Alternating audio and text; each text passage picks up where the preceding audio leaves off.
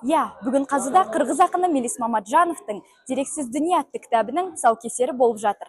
Ақын бұл күнге ұзақ дайындалғанын жеткізе отыра, мәдениет пен әдебиет саласына әлі көп үлес қосатынын атап өтті. Жиынға журналистика факультетінің деканы, арнайы шақырылған қонақтар, оқытушылар мен студенттер қатысты.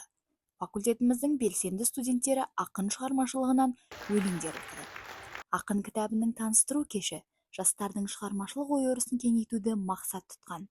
Негізі ошол мен биринчи китебим 2014 жылы чыкса, экинчи китебим бир 11 жылдан кийин чоң тыныгуу менен чыкты да. Ошол жылдардагы өзүмдүн тематикаларым байды, адамдарды жакшы таана баштагандагы ырларым жазылды. Бир кылка тематика эмес, ички толгонуулардын топтомундагы жыйындысы болду десем болот да. Келген қонақтар ақынға жылы лебіздерін білдіріп құттықтады. Журналистика факультетінің деканы Қанат Әуесбайұлы Мелис Мамаджановқа шапан жауып, сый-сияпат жасағанын көрдік.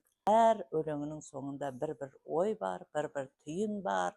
Жалпы қазақ-қырғыз бір туған дейміз. Бұдан кейін де қазақ журналистерімен, қазақ ақындарымен, қырғыз ақындарының арасындағы шығармашылық жалғасты болсын, ұзағынан болсын дегіміз келеді. Айғаным Болат, Әсел Бақыт, арнайы Фараби Ньюс үшін.